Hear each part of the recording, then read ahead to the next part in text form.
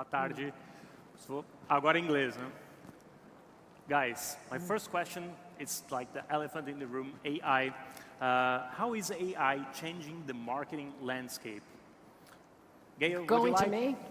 First of all, it is great to be back at the Web Summit and good to see all of you. Question, how is AI changing marketing? In a massive, big way. So that's the short answer. The slightly longer answer is, if you go back to like big changes in society, and there's many of them, and they're happening faster and faster and faster, but go back to the year 1460, and there was, you know, a guy named Gutenberg who created the printing press. And he created this printing press, and before that there were only town criers. After the printing press, there was knowledge, there was scientific exploration, there was literacy. The entire world changed.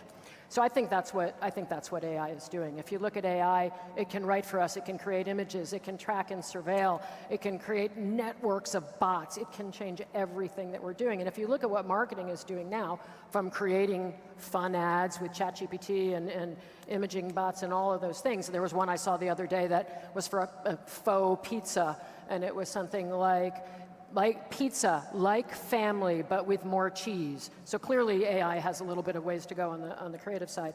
But the other thing that's happening that I think is important for everyone here to know is, given the networks of bots, et cetera, AI is changing corporate narratives. It's out there and creating misinformation that shapes and changes corporate narratives and narratives of companies. So companies like mine are using AI to understand what AI is doing to shape those narratives. And I think that's an important thing for all of us to know. But for sure, massive amount of change to marketing. FX, would you like to jump on that? What's your perspective on AI? Well, one precision before. I'm not the president of JCDecaux. I'm just the data officer. Jean-Charles would be offended. That's big. That's still big. Well, still big. Maybe next time, but not for this one. So, but maybe AI can do miracles for that. Talking about AI, this is a game changer, but it's not starting last month or 6 months before. We've been doing AI for a long time on JCDecaux. It's been like since day one we are using AI. What is being offered now with this new breakthrough from OpenAI or any other players is the capacity to do faster and better what we were doing. So there is a matter of efficiency. And as a data officer, this is what I look first. How can I do my job better and faster? Not cheaper. That's another issue. And it raises also, especially for a marketing company like ours, the question of ethics, the question of compliance. That will be, I believe, at the center of anything going after tech. Neil, 23 times in Brazil. 23 times, yes. Amazing. What would you like to share with us about AI? So I think people are thinking about AI from a mass perspective, in which you can create content at mass scale. It can help automate a lot of things in marketing. But there's a lot of aspects that people aren't paying attention to that are more important. Content is already very cheap to produce. Whether you use AI to produce it or you do it manually, there's not much of a difference. The big thing that we see AI is going to change, there's two main aspects. The first is analytics. When we look at a lot of the global 1,000 companies, and if you look at a lot of the money being spent on marketing, it's ads. There's a lot of inefficiencies with ads. And with changes happening with privacy, whether it's Apple iOS changes or cookieless world, you're going to see data being harder and harder to analyze on what's working and what's not. And the big change that we're already seeing, a trend that you'll see more within the next 12 months with AI is, imagine AI analyzing your analytics in real time and telling you where there's waste right then and there, instead of having humans analyze your spending once a week, once a month. So then it prompts a human, and then from there, a human will tell you, hey, yes, let's stop this, spend here and reallocate the money, or spend more here because it's working.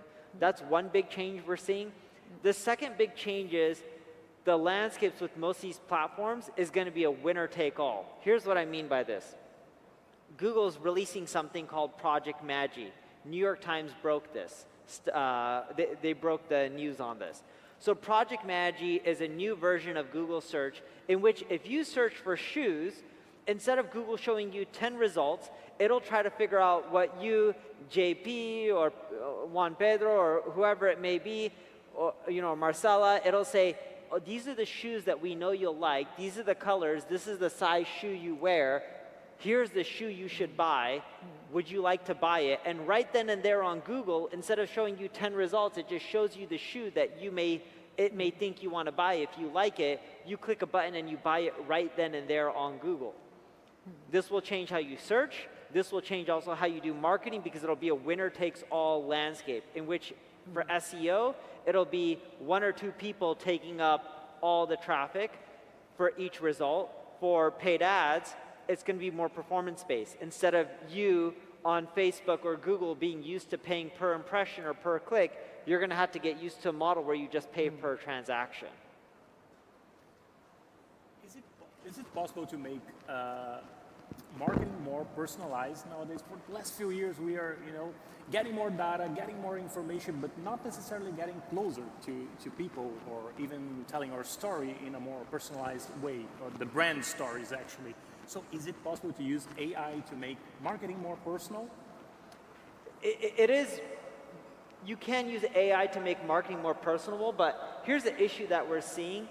Everyone is on this personalization kick and giving people exactly what they want. We're finding consumers a lot of times don't know exactly what they want, so how can AI end up telling them what they want? And when you get too personalized, we're actually seeing a drop in conversion. Walmart years ago acquired a company to focus on personalization. They had this whole Walmart Labs team, and they were just focusing on personalizing every single recommendation for people who are buying on Walmart, which is an e-commerce company in the United States, and also a retailer in person. And what Walmart saw is when they kept trying to personalize too much, they didn't necessarily see an increase in conversions or revenue. And we're seeing the same thing across the board. When we're working with large corporations or even mid-sized or smaller businesses, when you get too personalized, we're not really seeing much, if any, increase in revenue. It's almost of an overkill. In fact, we were talking about data, how big companies are using data nowadays. From your perspective, is it possible to make more personalized using AI? What will change? So if you look at personalization, for years, when I was at Facebook, we were selling this dream, which is I'm using a lot of data, I know a lot about you, so I will be able to have this one-to-one conversation. And now the world has drastically changed, more regulation, more privacy, and more consciousness as citizens of what is being done with data. And I think where AI can play a role, and if we use it correctly, it's being more personalized to create emotions.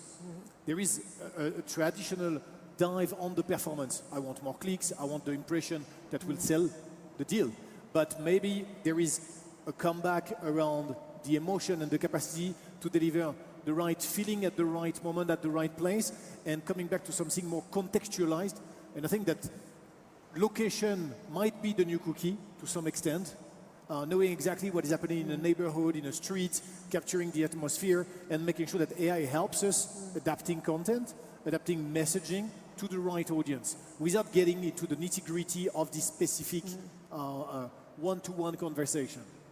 I think one of the things to think about with personalization, and all what my fellow panelists have mentioned being true, but if you take marketing to a different level and think about public health and information and the good of public health, yes, we're going to have the ability to aggregate all the data, and at the same time understand an individual, my habits, where I go, what I do, when I'm doing it, etc. And with AI, add data on my DNA to ultimately look at preventive health very, very differently. That could be a very frightening thing, or it could be an extraordinary thing that will frankly change society as well. So I think that it's interesting to look at it in that way. AI definitely, it's something booming right now, but what kind of other trends do you see coming in marketing, or things that we should be aware as marketeers working with marketing right now? And I guess we can start with FX. I think depending on your position, of the position of the company, I would say the trends we are looking at, there is a main one, which is democratization. What AI can help us doing better and faster and getting away from this specialization. Think about using natural language to do data analytics. If we can populate capacities to audiences, especially in companies where this was restricted to 20 people as data, whatever, that would change, democratize, and really transform a company into data-driven companies. And I think there is a massive trend on that one. And the other one for us, it's anticipating how AI will be transformative for us.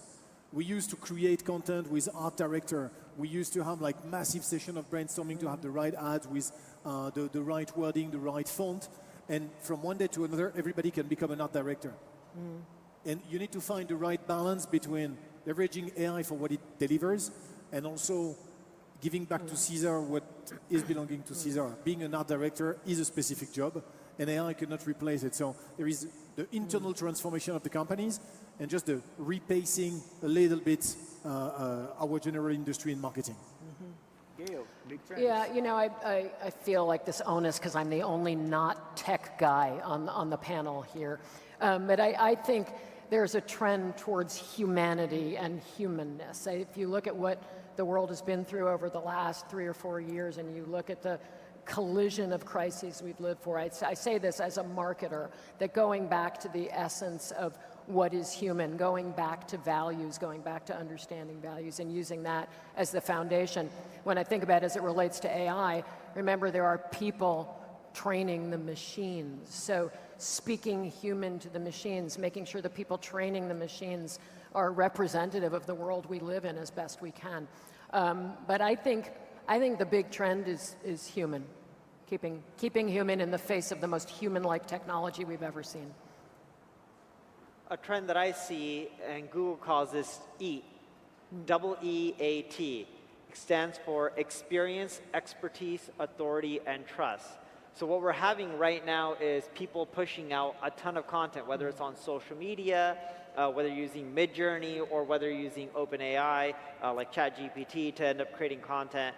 What's happening is everyone is starting to create the same stuff, and everything is looking like the same thing. So you guys may have seen a book or a poster called Where's Waldo? It's really, really old, but you would have to spot a guy out in a crowd like this wearing a t-shirt with white and red stripes. But now, everyone looks like Waldo. Everyone is wearing the same shirt, everyone's using the same technology. The only way to really stand out, and you're gonna see this more and more in the future, is people who create content, whether it's videos, images, podcasts, text-based content, showcasing their experience, their expertise, their authority and trust, that little extra thing that makes your content unique that you wouldn't get from AI. Because the way AI creates content is, it scrapes everything that is out there on the internet and it produces something based on the inputs.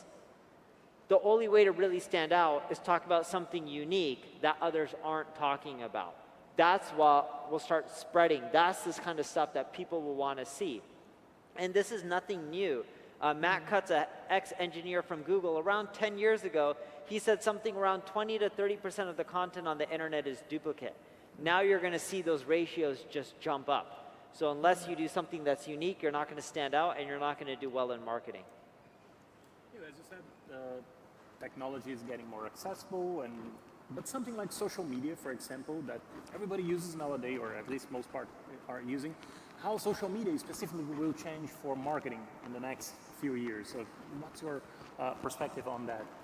Yeah, so social media, what we're seeing right now is everyone using tools like Midjourney to create content. You can even do video-based content using like deepfake technology where you can replicate a human and create content.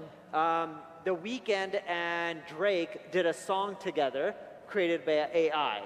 It wasn't actually them creating content. And it started spreading crazy on TikTok and all these social platforms.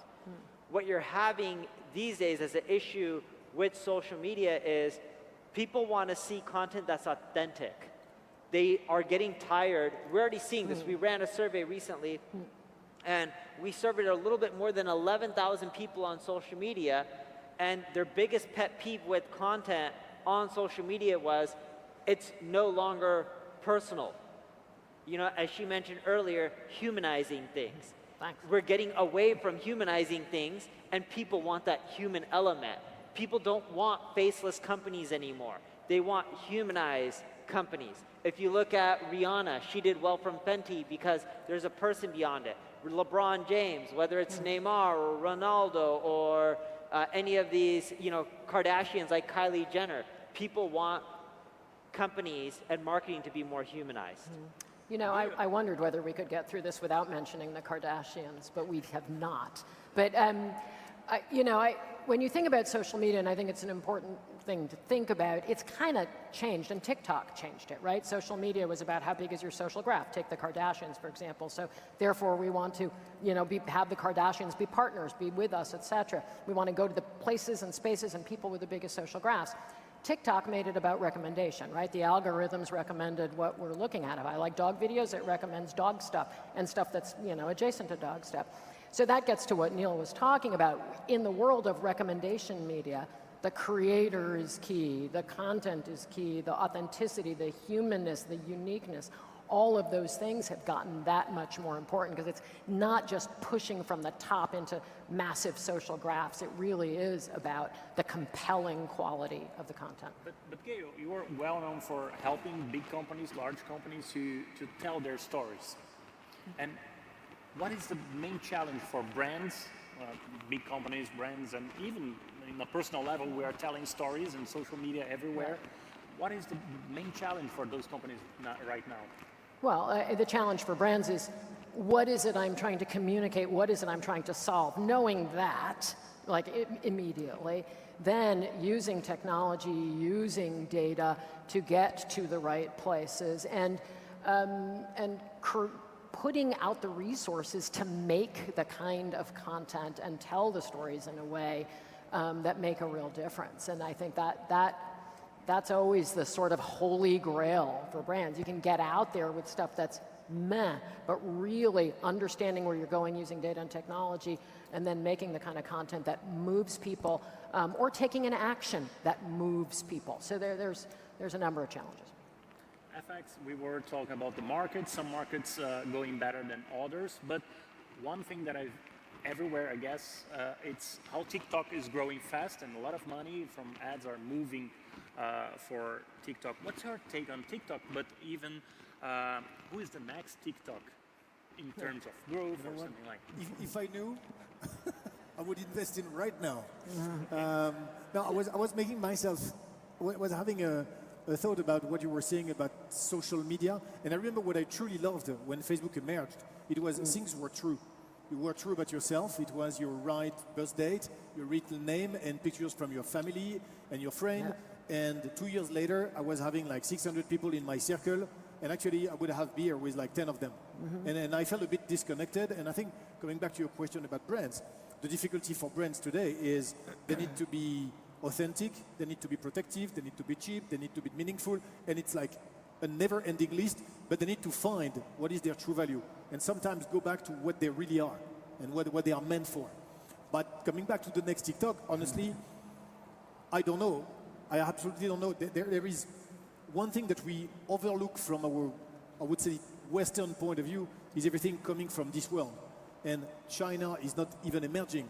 They are as fast as the Western world, and AI will blow up there. There are so many things happening here, and social will also get bigger and bigger. So the question is, where would be the next TikTok? There would be one way or another, but I'm not sure it would be American or Brazilian or Chinese. But it can pop up everywhere, and AI will definitely play a role into that. Is it possible to optimize, or SEO is engine optimization, and TikTok, for example, uses an algorithm that you can optimize in some. But is it possible to optimize the performance on TikTok, for example? It is. So you can optimize to get more visibility. For example, TikTok is a popular place to search. A Google SVP said when younger people are looking to search for a place to eat, nowadays they're turning to Instagram or TikTok to go. And if you look at TikTok, they actually have ads in their search. So the way you optimize for TikTok is through things like, are you using the right keywords within your video? They're able to detect what your video is about. It's not just your descriptions or tags. In addition to that, they're looking heavily at comments. What are the comments saying, and how engaging are the comments, and how are people reacting to them? So if the comments create more of an engaging conversation, your videos start getting shown more on TikTok versus not. So you want to create content that actually helps encourage comments and comments that are thought-provoking, not comments like I agree or yes or no. They want people to leave comments that are combative, they're also very thoughtful. For example, I did a TikTok video on how podcasting, blogging is saturated, blogging is not, and I broke down a stat on how there's more than 1 billion blogs and less than 10 million podcasts. People started leaving comments saying, no, there's more podcasts than blogs. Although that's not true, it didn't matter because it started creating a lot of engagement within the comments. It caused the video to spread. That's what I mean, in which one of TikTok's big portions to their algorithm or main components is the engagements from a comment perspective. It's easy for someone to like something. It's hard for someone to take the time to leave a very detailed comment. Gail, what do you think about the landscape for TikTok? And because it is hard to follow the stories going in multiple stories, many tracks. For sure, TikTok changed everything. And to your question, like what is next? I absolutely don't have the answer. However, there's 3 billion plus of the world's population is gaming, right? And clearly marketers have not lost sight of that. Marketers are a part of the gaming world. But if I look at Fortnite or Roblox or whatever, how else should we be there? What else should we be thinking? I think there's a huge opportunity. The other thing is perhaps the sort of fusion of platforms. If you look at what happened with The Last of Us, began life as a video game, moved into the streaming world. Are we looking at a new world of interspecies collision of platforms? And what should we do in marketing to further that, or perhaps leverage that in a bigger or better way to get to those 3 billion people whose eyeballs are sitting in the gaming world? To me, there's maybe some post-TikTok something in there. The world is changing very fast, and we have right now like seismic events, global events, Ukraine war, and COVID, how do you react to such big events? What can we do to position ourselves and our brands in this kind of environment nowadays? FX, if you could go. I didn't hear the question. Sorry, I will. Can you hear now? Yeah. Okay, I'll do it. Sorry, guys. It's hard to hear the feedback from our own sound. That's why it's hard sometimes to understand. So, moving on. So, right now we have Ukraine, Russia, many problems going around the world, and how brands should be positioned, or what can we do from a marketing perspective to navigate this challenging world? Once again, if I had the solution, I would tell you right now. Now, there is, so I'm having another speech in the afternoon, and I'm mentioning one book from Nassim Taleb called The Black Swan. And his book is about low predictability and high impact. And this book is really tremendous for many reasons, but this one is explained. And what we do with tech and data, it's not giving answer, it's being prepared for any type of scenarios. And what I learned from the last 3-4 years is that whatever you do, you need to be prepared. It can be a war, it can be a pandemic, it could be, I don't know what next shit will come, or next good news, but we need to be prepared. Guys, I would like to say sorry to everybody. We are out of time. Thank you very much. It was great. Thank you. Thank you. Thank you.